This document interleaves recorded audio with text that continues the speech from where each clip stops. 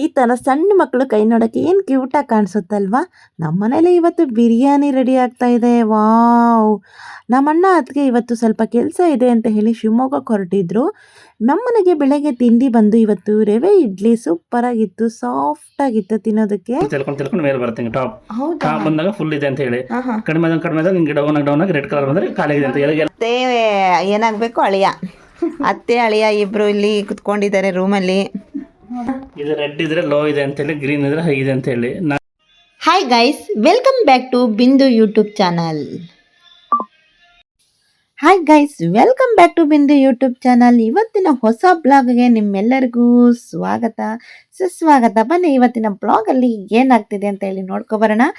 Miss ಮಾಡದೆ full ವಿಡಿಯೋನ ನೋಡಿ, ಸೂಪರ್ ಆಗಿರುತ್ತೆ. ಇವತ್ತು ವಾತಾವರಣ ನೋಡಿ ಹೇಗಿದೆ. ಬೆಳಗ್ಗೆ ಮುಂಚಿನ ಒಳ್ಳೆ ಕೂಲ್ ವೆದರು, ಮಳೆ ಬೇರೆ ಬರ್ತಾ ಇಲ್ಲ. ಮಳೆ ಇವಾಗ ಮಳೆಗಾಲನೇ ಆದರೆ ಬಟ್ ಮಳೆ ಬರ್ತಾ ಇಲ್ಲ, ತುಂಬ ಕಡಿಮೆ ಇದೆ. ಕೂಲಾಗಿದೆ ವೆದರ್. ಯಾವಾಗ ಮಳೆ ಬರುತ್ತೆ ಯಾವಾಗ ಬಿಸಿಲು ಬಿಡುತ್ತೆ ಅನ್ನೋದೇ ಗೊತ್ತಾಗ್ತಾ ಇಲ್ಲ. ನಾನು ಬೆಳಗ್ಗೆನೆ ಬಿಸಿನೀರು ತುಪ್ಪನ ಮಿಕ್ಸ್ ಮಾಡಿಕೊಂಡು ಕುಡಿತಾ ಇದ್ದೀನಿ. ಬಾಣಂತಿ ಆದಾಗಿಂದ ಫುಲ್ ಬೆಳಗ್ಗೆ ಎದ್ದ ತಕ್ಷಣ ಕಾಫಿ ಟೀ ಎಲ್ಲ ಕುಡಿಯೋ ಟೈಮಲ್ಲಿ ನಾನು ಈ ಥರ ಬಿಸಿನೀರನ್ನ ಕುಡಿದು ಅಭ್ಯಾಸ ಮಾಡ್ಕೊತಾ ಇದ್ದೀನಿ. ಬಿಸಿನೀರನ್ನ ಕುಡಿಯೋದ್ರಿಂದ ಒಳ್ಳೆಯದು ಅಂತ ಹೇಳ್ತಾರೆ ನಮ್ಮಮ್ಮ. ಟಿಫಿನ್ ಮಾಡೋಕ್ಕೆ ಎಲ್ಲ ಇಲ್ಲೇನೇನೋ ರೆಡಿ ಮಾಡ್ಕೊತಾ ಇದ್ದಾರೆ. ಅಣ್ಣ ಇಲ್ಲೇನೋ ಮಾಡ್ತಾ ಇದ್ದಾನೆ. ಹಾಗೆ ಇವತ್ತು UPSCಗೆ ಅದೇನೋ ವಾಟರ್ ಖಾಲಿ ಆಗಿರುತ್ತಂತಲ್ವಾ, ಅದನ್ನ ಹಾಕಬೇಕು ಅಂತ ಇದ್ದ ಅಣ್ಣ. ಗುಡ್ ಮಾರ್ನಿಂಗ್ ಗೈಸ್, ಇವಾಗಷ್ಟೇ ಎದ್ದೆ. ಹೇಳ್ತಿದ್ದಂಗೆ ಎಲ್ಲ ಕೆಲಸ ಮಾಡ್ತಾ ಇದ್ದಾರೆ. ನಾನು ಎದ್ದಿದ್ದು ಲೇಟ್ ಆಯಿತು. ಪಾಪನ ನೋಡ್ಕೊಂತ ಮಲ್ಕಂತ ಇದಕ್ಕೆ ಲೇಟಾಗಿ ಆಯ್ತು ಇವತ್ತು ಎದ್ದೇಳಕ್ಕೆ. ಇಲ್ಲೇನು ಮಾಡ್ತಾ ಇದ್ದಾರೆ ಗೊತ್ತಾ ನೋಡಿ, ನಮ್ಮಣ್ಣ ಏನೋ ಮಾಡ್ತಾ ಇದ್ದಾನೆ, ಬನ್ನಿ ತೋರಿಸ್ತೀನಿ. ಒಳಗಡೆ ನಮ್ಮಮ್ಮ ಏನೋ ಕೆಲಸ ಮಾಡ್ತಾ ಇದ್ದಾರೆ, ಅಮ್ಮನೆಲ್ಲ ಒರೆಸ್ತಾ ಇದ್ದಾರೆ. ಅಣ್ಣ ಇಲ್ಲೇನೋ ಕೆಲಸ ಮಾಡ್ತಾ ಇದ್ದಾನೆ. ನಮ್ಮ ಹತ್ರವಾಗ ಕೂತ್ಕೊಂಡು ನೋಡ್ತಾ ಇದ್ದಾನೆ ಇಲ್ಲಿ. ಯಾವುದು ಏನು ಮಾಡ್ತಿದೀಯ ಅಣ್ಣ? ಇದು ಫಸ್ಟ್ ಹೇಳಿದ್ದಿ ಎಂತದಿದು? ಡಿಸ್ಟಿಲ್ ವಾಟರ್ ಬ್ಯಾಟ್ರಿಗೆ ಹಾಕೋದು. ಇದು ಲೆವೆಲ್ ಚೆಕ್ ಮಾಡೋದು. ರೆಡ್ ಇರುತ್ತಲ್ಲ, ಟಾಪ್ ಟಿಪ್ ಇರುತ್ತಲ್ಲ, ಇದು ರೆಡ್ ಇದ್ರೆ ಲೋ ಇದೆ ಅಂತ ಹೇಳಿ, ಗ್ರೀನ್ ಇದ್ರೆ ಹೈ ಇದೆ ಅಂತ ಹೇಳಿ. ನಾವು ಇದ್ರೊಳಗಡೆ ಡಿಸ್ಟಿಲ್ ವಾಟರ್ ಹಾಕಿದ್ರೆ ಎಲ್ಲ UPS ಅಂದ್ರೆ ಇದು ಮನೆಗೆ ಮಾತ್ರ ಇಂಡಿಕೇಟರ್. ಇದು ಇದ್ರೊಳಗಡೆ ನೀರು ಡಿಸ್ಟಿಲ್ ವಾಟರ್ ಹಾಕಿದ ತಕ್ಷಣ ಇದು ಹಿಂಗೆ ತೇಲ್ಕೊಂಡು ಮೇಲೆ ಬರುತ್ತೆ ಹಿಂಗೆ ಟಾಪ್ ಬಂದಾಗ ಫುಲ್ ಇದೆ ಅಂತ ಹೇಳಿ. ಕಡಿಮೆ ಹಿಂಗೆ ಡೌನ್ ಆಗಿ ರೆಡ್ ಕಲರ್ ಬಂದ್ರೆ ಖಾಲಿ ಆಗಿದೆ ಅಂತ ಹೇಳಿ. ಎಲ್ಲದೂ ರೆಡ್ ಆಗ್ಬಿಟ್ಟಿದೆ ಈಗ. ಇವಾಗ ಎಲ್ಲ ಖಾಲಿ ಆಗಿತ್ತಾ? ಎಲ್ಲದಕ್ಕೂ ಹಾಕ್ಬೇಕು ಈಗ. ಎಲ್ಲದಕ್ಕೂ ಹಾಕ್ಬೇಕು.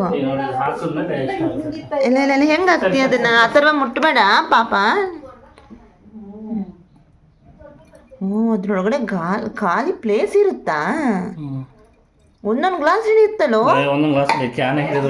ಅಯ್ಯೋ, ಒಂದು ಕ್ಯಾನ್ ತಗೊಬಂದಿದ್ದಾನೆ ಗಾಯ್ಸ್. ಇಷ್ಟೊಂದು ಅಷ್ಟು ಹಿಡಿಯುತ್ತೇನೋ ನನಗೆ ಗೊತ್ತಿಲ್ಲ. UPS ಅಲ್ಲಿ ಇಷ್ಟೆಲ್ಲ ಇರುತ್ತೆ ಅಂತೇಳಿ. ಏನೋ ಕರೆಂಟ್ ಹೋದಾಗ ಕರೆಂಟ್ ಬರುತ್ತೆ ಅಂದ್ಕೊಂಡಿದ್ದೆ ಅಷ್ಟೇನೆ. ಇದಕ್ಕೂ ನೀರೆಲ್ಲ ಇರುತ್ತೆ ಅಂತ ಗೊತ್ತಿಲ್ಲ. ಹಂಗಂತ ಮಾಮೂಲಿ ನೀರಲ್ಲ ಇದು.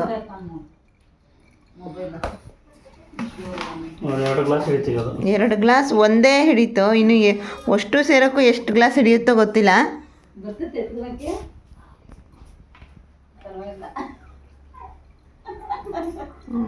ಅಯ್ಯೋ ಅಣ್ಣ, ಕ್ಯಾನ್ ಹಿಡಿತಿತ್ತು, ಅಷ್ಟು ಖಾಲಿ ಮಾಡ್ತಿತ್ತು.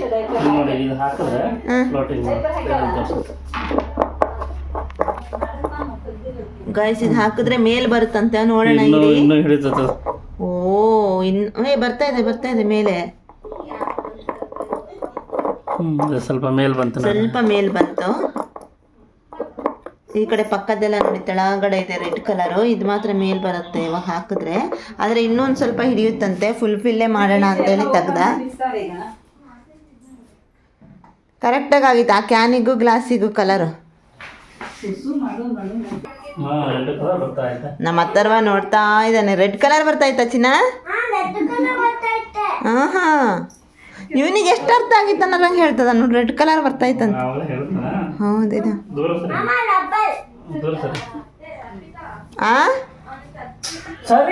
ಆ ಥರ ಟಚ್ ಮಾಡಬೇಡಪ್ಪಿ. ಮುತ್ತು ಕೊಡಕ್ಕೆ ನಿಂತೇನಲ್ಲ ನಿನಗೆ ಮುತ್ತು ಕೊಡ್ತಾ ಇರೋದು ಬಂದಿದ್ದು ವಿಡಿಯೋದಲ್ಲಿ. ಎಲ್ಲ ಕಂಪ್ಲೀಟ್ ಆದಮೇಲೆ ತೋರಿಸ್ತೀನಿ ಗೈಸ್. ಎಲ್ಲವೂ ಮೇಲೆ ಬರುತ್ತಂತೆ. ಈಗೆಲ್ಲ ಕೆಳಗಡೆ ಕೂತಿದೆ. ಆಲ್ರೆಡಿ ಒಂದು ಸತಿ ತೋರಿಸಿದ್ದೀನಿ. ಒಳಗಡೆ ಎಲ್ಲ ಏನೇನು ಮಾಡ್ತಾ ಇದ್ದಾರೆ ಒಂದು ಕಡೆಯಿಂದ ಬರ್ತೀನಿ. ನಮ್ಮಮ್ಮ ನೋಡಿ ಇವತ್ತು ವಾರ ಅಂತ ಹೇಳಿ ಎಲ್ಲ ಕ್ಲೀನ್ ಮಾಡ್ತಾ ಇದ್ದಾರೆ. ಮನೆ ಈಗಷ್ಟೇ ಎದ್ದಿದ್ದಾನೆ ನಮ್ಮ ಹತ್ತರವ. ಹಾಗಾಗಿ ಈ ರೂಮ್ ಒಂದು ಕ್ಲೀನ್ ಮಾಡಿರಲಿಲ್ಲ. ನೆಲ ವರ್ಷಕ್ಕೆಲ್ಲ ಖಾಲಿ ಮಾಡ್ಕೊತಾ ಇದ್ದಾರೆ. ಇಲ್ಲಿ ನೋಡಿ, ಇಲ್ಲಿ ಅತ್ತೆ ಏನಾಗಬೇಕು ಅಳಿಯ ಅತ್ತೆ ಅಳಿಯ ಇಬ್ಬರು ಇಲ್ಲಿ ಕುತ್ಕೊಂಡಿದ್ದಾರೆ ರೂಮಲ್ಲಿ. ನೆಕ್ಸ್ಟ್ ಸ್ಟೆಪ್ಪು ಅವ್ರದ್ದು ಇದೇ ಬರುತ್ತೆ. ಇಲ್ಲಿ ಪ್ರಾಕ್ಟೀಸ್ ಮಾಡ್ಕೊಂಡು ಹೋದರೆ ನಮ್ಮ ಅತ್ತಿಗೆ ಈಸಿ ಆಗುತ್ತೆ ಅಂತ ಇಲ್ಲೇ ಮಾಡ್ಕೊತಾ ಇದ್ದಾರೆ. ಇನ್ನೊಂದು ಎಷ್ಟು ತಿಂಗಳಿಗೆ, ಇನ್ನೊಂದು 4 ತಿಂಗಳಿಗೆ ಇನ್ನೊಂದು ಪಾಪು ಬರುತ್ತೆ ನಮ್ಮ ಮನೆಗೆ. ಜಾಸ್ತಿ ಪಾಪನ ವಿಡಿಯೋದಲ್ಲೆಲ್ಲ ಕಡಿಮೆ ತೋರಿಸಿದ್ದು, ಇವತ್ತು ಮುಖ ಕಾಣಿಸ್ತು, ಆದರೂ ಕಡಿಮೆ ತೋರಿಸ್ತಾ ಇರ್ತೀನಿ. ಸೊಳ್ಳೆಗಳು ಜಾಸ್ತಿ ಅಂತ ನೆಟ್ ಹಾಕೋಬಿಟ್ಟಿದ್ದೀವಿ. ಹಾಕ್ಬಿಟ್ಟು ಇನ್ನೊಂದೈತೆ ಎಲ್ಲ ಮೇಲೆ. ಓ ಇಷ್ಟು ಚಂದ ಮೇಲೆ ಬಂದೇವಲ್ಲ ಈಗ. ನೋಡಿ ಗಾಯ್ಸ್, ಇಲ್ಲಿ ಕಾಣಿಸ್ತಾ ಇದೆ ಈ ರೆಡ್ ಎಲ್ಲಿಂದ ಎಲ್ಲಿ ತನಕ ಬಂದಿದೆ ಅಂತ ಹೇಳಿ. ಚಿನ್ನ ಈ ಥರ ನೀರು ಹಾಕಿದ್ರೆ ರೆಡ್ ಕಲರ್ ಮೇಲ್ ಬರುತ್ತೆ. ಇದು ನೋಡಿ ಗಾಯ್ಸ್ ಎಷ್ಟು ಮೇಲ್ ಬಂದಿದೆ. ಇದು ಫಸ್ಟ್ ಹಾಕಿರೋದು ಸ್ವಲ್ಪ ತೆಳಾಗಿದೆ ಅಲ್ಲ ಅಣ್ಣ. ಏನಾಗುತ್ತೆ ನೋಡ್ಬೇಕು.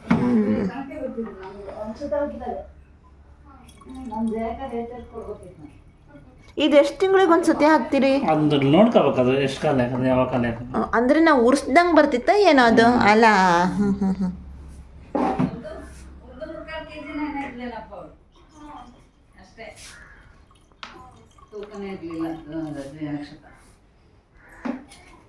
ಮಾಮೂಲಿ ವಾಟರ್ ಎಲ್ಲ ಗಾಯಿಸಿದೆ ಎಂಥದೋ ಈ ಬಾಟಲ್ ಕ್ಯಾನು. ನಾವು ನೋಡೋರಿಗೆಲ್ಲ ಬರೀ ನೀರು ಹಾಕ್ತಾ ಇದ್ರಂಗೆ ಕಾಣಿಸ್ತಿತ್ತದು.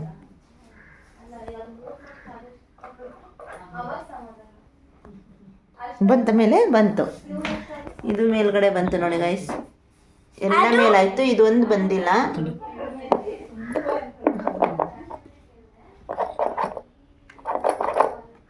ಅದಕ್ಕೂ ಹಾಕಿತ್ತಾ?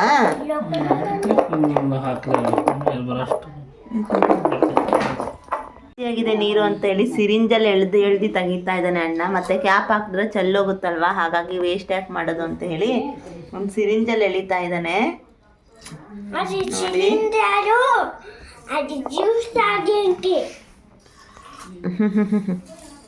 ಇಲ್ಲ ಕರೆಕ್ಟಾಗಿ ಇಟ್ಕೊಂಡಿದ್ದೀವಿ ಕಣೋಣ, ಸೆಟ್ ಮಾಡಿ.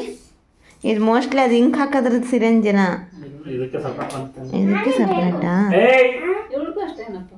ಸೈಲೆಂಟ್ ಆಗಿರುವತ್ತಲ್ವ, ಡಿಸ್ಟರ್ಬ್ ಮಾಡಿಬಿಡ. ಫೈನಲಿ ವಾಟ್ರ್ ಎಲ್ಲ ಹಾಕಿಬಿಟ್ಟು ಫಿಲ್ ಮಾಡಿ ಕ್ಲೋಸ್ ಮಾಡಿಟ್ಟಿದ್ದಾನೆ. ಇವಾಗ ಪವರ್ ಇಲ್ಲ, ಪವರ್ ಬಂದರೆ ಇಲ್ಲಿ ರೆಡ್ ಕಲರು, ಇಲ್ಲಿ ಗ್ರೀನ್ ಕಲರ್ ಬರುತ್ತೆ. ಇವಾಗ UPS ಲೈಟೇ ಇದೆ. ಬೆಳಗ್ಗೆನೇ ತಿಂಡಿ ಏನೂ ಮಾಡಿರಲಿಲ್ಲ, ಯಾಕಂದರೆ ನೆನ್ನೆ ನೈಟು ಅಮ್ಮ ಬಿರಿಯಾನಿ ಮಾಡಿದರು.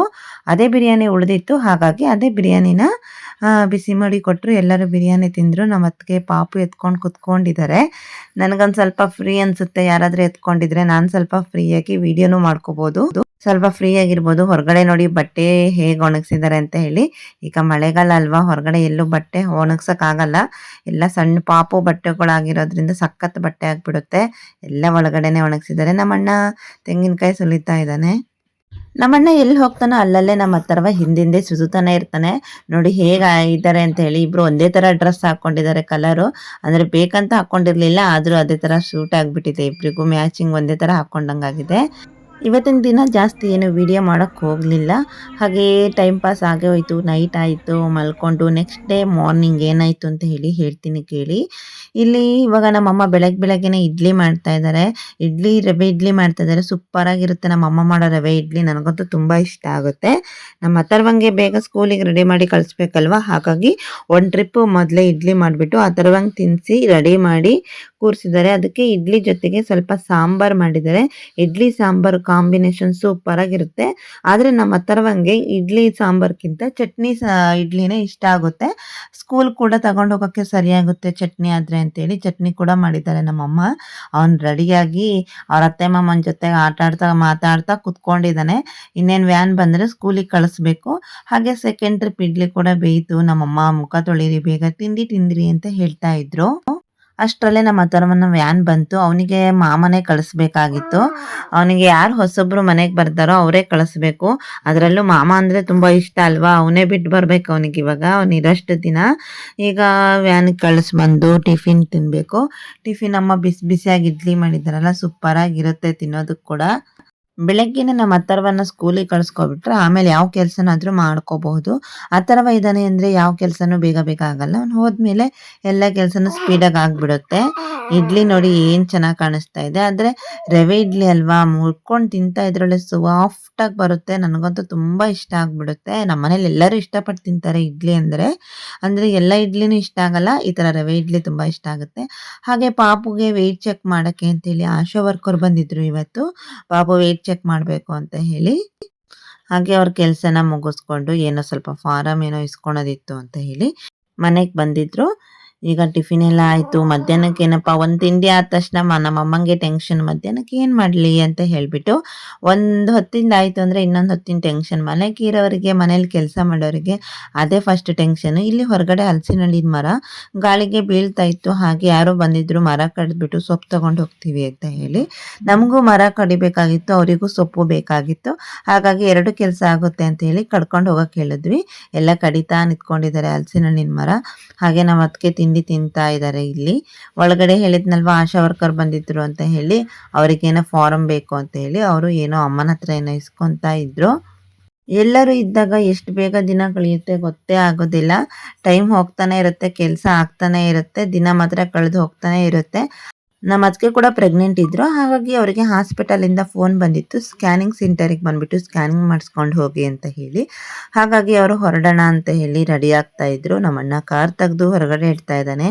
ನಮ್ಮ ಅತ್ತಿಗೆ ಏನೋ ರೆಡಿ ಆಗಿಲ್ಲ, ಏನೋ ಕೇಳ್ತಾ ಇದ್ದಾರೆ. ಆಫೀಸಿಗೆ ಸ್ವಲ್ಪ ಇನ್ಫಾರ್ಮ್ ಮಾಡಬೇಕಾಗಿತ್ತು, ಹಾಗಾಗಿ ಇನ್ಫಾರ್ಮ್ ಮಾಡಿ ಬರ್ತೀನಿ, ಇವತ್ತು ಡ್ಯೂಟಿಗೆ ಜಾಯಿನ್ ಆಗೋಕ್ಕಾಗಲ್ಲ ಅಂತ ಹೇಳಿ ಫೋನ್ ಮಾಡಿ ಹೇಳ್ತೀನಿ ಅಂತ ಹೇಳಿ ಅವ್ರು ಹೋದರು.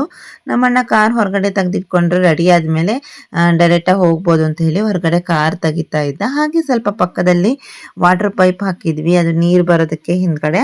ಅದು ಕಾರ್ ಹತ್ತಿಬಿಟ್ಟು ಸ್ವಲ್ಪ ಕಟ್ಟ ಪ್ಲೇಸಲ್ಲಿ ಒಡೆದೋಗ್ಬಿಡ್ತು ಪೈಪು. ಅಯ್ಯೋ, ಒಳಗಡೆ ತನಕ ನೀರು ಬರಲ್ವಾ, ಹಿಂದ್ಗಡೆ ತನಕ ನೀರು ಬರಲ್ಲ, ಏನು ಮಾಡೋದು ಅಂತ ಇದ್ವಿ. ಅಷ್ಟೊತ್ತಿಗೆ ನಮ್ಮಣ್ಣ ಇನ್ನೊಂದು ಸ್ವಲ್ಪ ಟೈಮ್ ಇದೆ, ಆ ಟೈಮ್ ಒಳಗಡೆನೆ ಸರಿ ಮಾಡಿಕೊಡ್ತೀನಿ ಅಂತ ಹೇಳಿ ಆ ಪೈಪನ್ನ ನೋಡ್ತಾ ಇದ್ದ. ಪೈಪನ್ನ ಇವಾಗ ಇಷ್ಟುದ್ದ ಬೇಡ, ಸ್ವಲ್ಪ ಕಟ್ ಮಾಡಿ ತೆಗಿಬೇಕು ಅಂತ ಹೇಳಿ ಕಟ್ ಮಾಡೋಕ್ಕೆ ಅದನ್ನ ಬ್ಲೇಡ್ ಹುಡುಕ್ತಾ ಇದ್ರು. ನಾನು ನಮ್ಮ ಪಾಪುನ ಎತ್ಕೊಂಡು ಇಲ್ಲೇ ವಾಕ್ ಮಾಡ್ತಾ ಇದ್ದೀನಿ. ಹೊರಗಡೆ ಎಲ್ಲೂ ಹೋಗೋಕ್ಕಾಗಲ್ಲ ಅಲ್ವಾ, ಚಳಿ. ಹಾಗಾಗಿ ಇಲ್ಲೇ ನಿಂತ್ಕೊಂಡಿದ್ದೀನಿ. ನಮ್ಮ ಪಾಪು ಮಲ್ಕೊಂಡಿದ್ದಾನೆ. ಹಾಗೆ ವಾಕ್ ಮಾಡ್ತಾ ಎತ್ಕೊಂಡಿದ್ದೆ ಅವನ್ನ. ನಮ್ಮಣ್ಣ ಸ್ವಲ್ಪ ಪೈಪ್ ಆದರೆ ಸಾಕು ಅಂತ ಹೇಳಿ ಕಟ್ ಮಾಡ್ಕೊತಾ ಇದ್ದಾನೆ. ಅದು ಎರಡೆರಡು ನಲ್ಲಿ ನೀರು ಬಿಡೋದ್ರಿಂದ, ಎರಡೆರಡು ಕಡೆ ಬಿಡೋದ್ರಿಂದ ನಮಗೆ ಯಾವ ನಲ್ಲಿ ನೀರು ಬಿಡ್ತಾರೆ ಅನ್ನೋದು ಗೊತ್ತಾಗಲ್ಲ. ಹಾಗಾಗಿ ಎರಡು ಕಡೆನೂ ಕರೆಕ್ಟಾಗಿದ್ರೇ ನೀರು ಚೆನ್ನಾಗಿ ಸಿಗುತ್ತೆ ಅಂತ ಹೇಳಿ ಎರಡು ಥರ ನಲ್ಲಿ ಹಾಕ್ಸ್ಕೊಂಡಿದ್ದಾರೆ. ಈ ಕಡೆ ಒಂದು ಗೌರ್ಮೆಂಟಿಂದ ಕೊಟ್ಟಿರೋದು, ಒಂದು ಮನೆಯಲ್ಲೇ ಮಾಡಿಸಿರೋದು. ಹಾಗಾಗಿ ಎಲ್ಲಿ ಬಿಡ್ತಾರೆ ಅನ್ನೋದು ಗೊತ್ತಾಗಲ್ಲ. ಎರಡೂ ಕರೆಕ್ಟಾಗಿದ್ದರೆ ಯಾವುದ್ರಲ್ಲಿ ಬಂದರೂ ನೀರು ಸಿಗುತ್ತೆ ಅಂತ ಹೇಳಿಬಿಟ್ಟು ಈ ಥರ ಮೇಲ್ಗಡೆ ಒಂದು ಪೈಪ್ ಹಾಕಿದ್ದಾರೆ. ಈಗ ಇವರೆಲ್ಲ ರೆಡಿ ಆದರು. ಅಣ್ಣ ಅಲ್ಲಿ ರೆಡಿ ಮಾಡಿಕೊಟ್ಟ. ಇಲ್ಲಿ ಅಮ್ಮ ಅಪ್ಪಾಜಿಗೆ ತಿಂಡಿ ತಿನ್ನಿಸ್ತಾ ಇದ್ದಾರೆ. ನಮ್ಮ ಅತ್ತಿಗೆ ಕೂಡ ರೆಡಿಯಾಗಿ ಬರ್ತೀವಿ ಅಂತ ಹೇಳಿ ಹೊರಡ್ತಾ ಇದ್ದಾರೆ. ಹಾಸ್ಪಿಟಲಿಗೆ ಹೋಗಿ ಸ್ಕ್ಯಾನಿಂಗ್ ಮುಗಿಸ್ಕೊಂಡು ಬರ್ತೀವಿ ಅಂತ ಹೇಳಿ ಹೊರಟರು ಶಿವಮೊಗ್ಗಕ್ಕೆ. ಇನ್ನು 4-5 ಮಂತಲ್ಲಿ ಇನ್ನೊಂದು ಪಾಪು ಬರುತ್ತೆ ನಮ್ಮ ಮನೇಲಿ. ಈಗ 6th ಮಂತು ಸ್ಟಾರ್ಟ್ ಆಗಿದೆ ನಮ್ಮ ಅತ್ತಿಗೆಗೆ. ಇವತ್ತೊಂದೇನು ಸ್ಕ್ಯಾನಿಂಗ್ ಇದೆ ಅಂತ ಹೇಳಿದರು. ಹಾಗಾಗಿ ಹೋಗಿ ಬರ್ತೀವಿ ಅಂತ ಹೇಳಿ ಇಲ್ಲಿಂದ ಹಾಸ್ಪಿಟಲಿಗೆ ಹೋಗೋಷ್ಟೊತ್ತಿಗೆ 1 ಅವರ್ ಬೇಕಾಗುತ್ತೆ. ಯಾಕಂದರೆ ಅವರು ಯಾವಾಗಲೂ ತೋರಿಸ್ಕೊಳೋದು ಶಿವಮೊಗ್ಗ ಹಾಸ್ಪಿಟಲ್ಲು. ಹಾಗಾಗಿ ಅಲ್ಲಿ ತನಕ ಹೋಗೋಕ್ಕೆ 1 ಅವರ್ ಆಗುತ್ತೆ. ಹೋಗಿ ಬರೋಷ್ಟೊತ್ತಿಗೆ ಎಷ್ಟೊತ್ತಾಗುತ್ತೋ ಗೊತ್ತಿಲ್ಲ. ಮೋಸ್ಟ್ಲಿ ಮಧ್ಯಾಹ್ನ ಊಟಕ್ಕೆ ಬರ್ತಾರೆ ಅಂತ ಅಂದ್ಕೊಂಡಿದ್ದೀವಿ. ಅದೇ ಟೈಮಲ್ಲಿ ಅವ್ರನ್ನ ಕಳಿಸಾಯಿತು. ಹಾಗೇ ಸ್ವಲ್ಪ ಆರ್ಡರ್ ಮಾಡಿದ್ದೆ, ಇದರಲ್ಲಿ ಮೀಶೋದಲ್ಲಿ ಆರ್ಡ್ರ್ ಮಾಡಿದ್ದೆ. ಅದು ಬಂದಿತ್ತು. ಏನಪ್ಪ ಅಂತ ಹೇಳಿ ನಮ್ಮಮ್ಮ ತಗೊಂಡು ಬರ್ತಾ ಇದ್ದಾರೆ. ಅಂದರೆ ನಾನು ಏನು ಮಾಡಿದ್ದೆ ಅಂತ ಹೇಳಿ ನಮ್ಮಮ್ಮಂಗೆ ಹೇಳಿರಲಿಲ್ಲ, ಆದರೂ ಗೆಸ್ ಮಾಡಿ ಹೇಳಿದ್ರು ಇದೇ ಮಾಡಿರ್ಬೋದು ಅಂತ ಹೇಳಿ. ಏನು ಮಾಡಿದ್ದೀನಿ ಅಂತ ಅನ್ಕೊತಾ ಇದ್ದೀರಾ, ನೋಡಿ ನೀವೇ ಗೊತ್ತಾಗುತ್ತೆ. ಅವ್ರನ್ನ ಕಳಿಸ್ಬೇಕಾದ್ರೆ ಮಳೆ ಇರಲಿಲ್ಲ. ಈಗ ನೋಡಿ ಮಳೆ ಸ್ಟಾರ್ಟ್ ಆಗಿದೆ. ಸಡನ್ನಾಗಿ ಮಳೆ ಬರುತ್ತೆ, ಸಡನ್ನಾಗಿ ಬಿಸಿಲು ಬರುತ್ತೆ. ಯಾವಾಗ ಹೇಗಿರುತ್ತೆ ಅಂತ ಹೇಳೋಕ್ಕೆ ಬರಲ್ಲ. ಮಳೆಗಾಲದಲ್ಲಿ ಕೂಡ ಈ ಥರ ವೆದರು ಈ ವರ್ಷನೇ ನೋಡ್ತಾ ಇರೋದು. ಈ ವರ್ಷ ತುಂಬ ಅಂದರೆ ತುಂಬ ಕಡಿಮೆ ಮಳೆ. ಏನಿದೆ ಅಂತ ಅನ್ಕೊತಾ ಇದ್ದೀರಾ, ನೋಡಿ ಅದರೊಳಗಡೆ ಏನಿದೆ ಅಂತ ಹೇಳ್ಬಿಟ್ಟು. ಏನಿಲ್ಲ, ಅಂಥದ್ದೇನು ವಿಶೇಷವಾಗಿರೋದೇನು ತರಿಸಿಲ್ಲ. ನಮ್ಮ ಪಾಪಗೋಸ್ಕರ ಇದು ಬುಕ್ ಮಾಡಿದ್ದೆ. ಏನಪ್ಪ ಅಂದರೆ ಡೈಲಿ ಯೂಸು ಇವು ಚಡ್ಡಿ ಬರುತ್ತಲ್ವ ಸಣ್ಣ ಸಣ್ಣದು ಸಣ್ಣ ಪಾಪುಗಳಿಗೆ, ಆ ಥರ ನಾನು ತಗೊಂಡಿದ್ದೆ. ಯಾಕಂದರೆ ಡೈಲಿ ಪಾಪುಗೆ ಡೈಪರ್ ಹಾಕೋದ್ರಿಂದ ರ್ಯಾಷಸ್ ಆಗುತ್ತೆ, ಆಮೇಲೆ ಬಟ್ಟೆ ಕಟ್ಟೋದಕ್ಕೂ ಆಗಲ್ಲ ಅಂತ ಹೇಳಿಬಿಟ್ಟು ಸಣ್ಣ ಸಣ್ಣದು ಈ ಥರ ಚಡ್ಡಿ ಬುಕ್ ಮಾಡ್ಕೊಂಡಿದ್ದೆ. ಈ ಥರ ಹಾಕಿದ್ರೆ ಹಾಕೋದು ತೆಗೆಯೋದು ಚೆನ್ನಾಗಿರುತ್ತೆ, ಪಾಪುಗೂ ಚೆನ್ನಾಗಿ ಕಾಣಿಸುತ್ತೆ ಅಂತ ಹೇಳಿ ಈ ಥರ ಆರ್ಡ್ರ್ ಮಾಡ್ಕೊಂಡಿದ್ದೆ. ನಾನು ಫಸ್ಟ್ ಏನು ಅಂದ್ಕೊಂಡಿದ್ದೆ, ಹೇಗೆ ಬರುತ್ತೆ ಏನೋ ಗೊತ್ತಿಲ್ಲ, ಫಸ್ಟ್ ಒಂದು ಸೆಟ್ ಮಾಡ್ಕೊಳ್ಳೋಣ ಅಂತ ಹೇಳಿ 6 ಪೀಸ್ ಇರುತ್ತೆ ಇದರಲ್ಲಿ, ಒಂದು ಸೆಟ್ ಮಾಡಿದ್ದೆ. ಇಲ್ಲ ಅಂದಿದ್ರೆ 2 ಸೆಟ್ ಮಾಡೋಣ ಅಂತ ಅಂದ್ಕೊಂಡಿದ್ದೆ. ಮತ್ತೆ ಚೆನ್ನಾಗಿ ಬರುತ್ತೋ ಬರಲ್ವೋ ಫಸ್ಟ್ ಒಂದು ಸೆಟ್ ನೋಡ್ಕೊಂಡ್ಬಿಟ್ಟು ಮತ್ತೆ ಆರ್ಡ್ರ್ ಮಾಡ್ಕೊಳ್ಳೋಣ ಅಂದ್ಕೊಂಡು ಸೈಲೆಂಟ್ ಆದೆ.